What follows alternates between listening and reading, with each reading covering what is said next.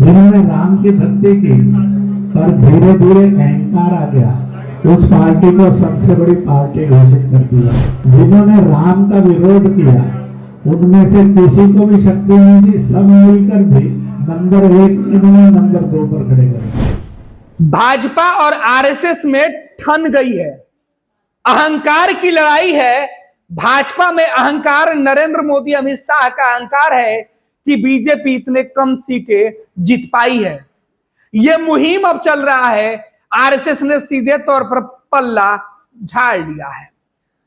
नड्डा के बयानों ने आरएसएस चीफ को इस कदर अंदर से झकझोर दिया है, जिसके बाद बीजेपी को उनकी हैसियत बताई जा रही है।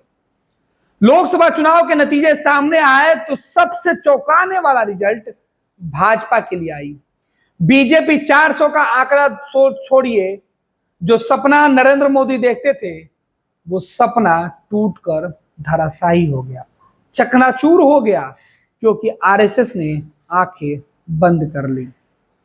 अब आरएसएस के चीफ के बाद आरएसएस के नंबर 2 और नंबर 3 के स्थान पर रहने वाले लोगों ने कहा है कि अहंकार में डूब चुकी है बीजेपी।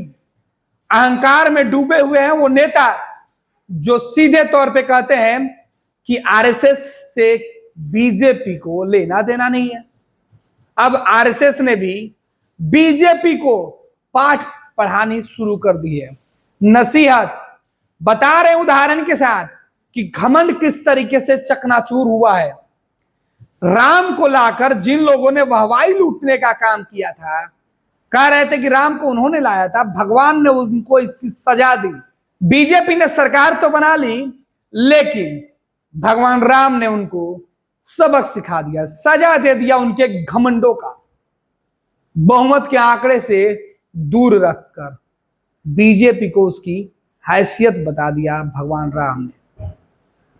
भगवान राम ने उनको भी सबक सिखाया जो लोग सीधे तौर पे भगवान राम के मंदिर और भगवान राम के अस्तित्व पर सवाल उठा रहे थे।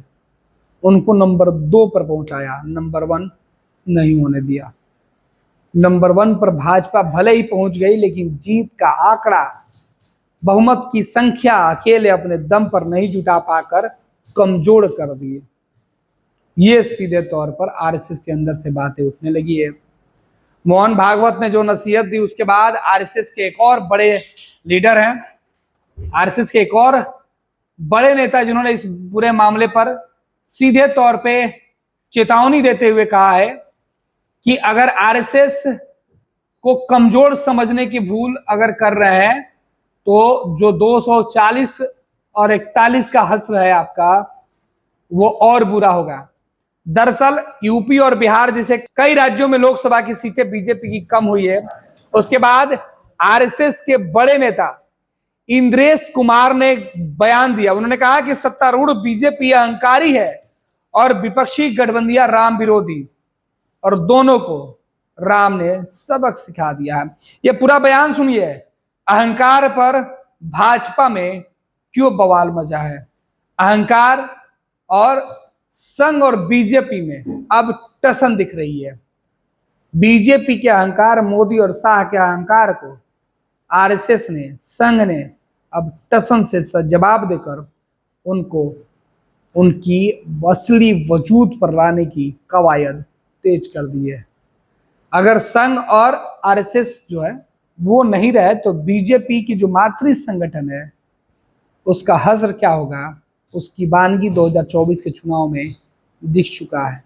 अगर अब भी भाजपा के नेता नहीं संभले तो आरएसएस सबक सिखा देगी। जिन्होंने राम की भक्ति की पर धीरे धीरे अहंकार आ गया, उस पार्टी को सबसे बड़ी पार्टी घोषित कर दिया।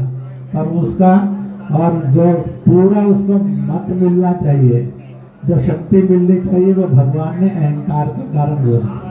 जिन्होंने राम का विरोध किया उनमें से किसी को भी शक्ति नहीं थी, सब मिलकर भी नंबर 1 इन्होंने नंबर 2 पर खड़े कर दिए। इसलिए प्रभु का न्याय बड़ा विचित्र नहीं है, बड़ा सत्य है। पनोरमा ग्रुप, जो सोचता है वो करता है। आपके अपने सपनों का आशियाना। ये लो मुंह मीठा करो, आज मैंने अपना जॉब छोड़ दिया, अब हम पूर्णिया वापस जाएंगे। जॉब छोड़ दिया है? मतलब ये घर कैसे चलेगा? हम करेंगे क्या? और माँ बाबूजी क्या बोलेंगे? इसलिए मैं एक और मिठाई का डब्बा लाया, अपने बिजनेस के लिए लोन अप्रूव हो गया। अरे लोन अप्रूव हो गया वो तो ठीक है, लेकिन पूर्णिया में हम रहेंगे कहाँ? अपना घर भी तो नहीं है वहां। इसलिए तो एक और मिठाई का डब्बा अलग से लाया हूं। हमने पूर्णिया में घर ले लिया है, पूर्णिया के ई होम्स पैनोरमा में। पूर्णिया में पैनोरमा ग्रुप लेकर आए हैं ई होम्स पैनोरमा, बड़ा घर, आलीशान जिंदगी और अत्याधुनिक सुविधाओं के संग। अरे अरे, अब क्यों मुंह मीठा करवा रही हो? क्योंकि हम घर वापसी जो कर रहे हैं। घर वापसी की खुशी पूर्णिया में ई होम्स पैनोरमा के संग। ई Homes Panorama, luxurious lifestyle redefined.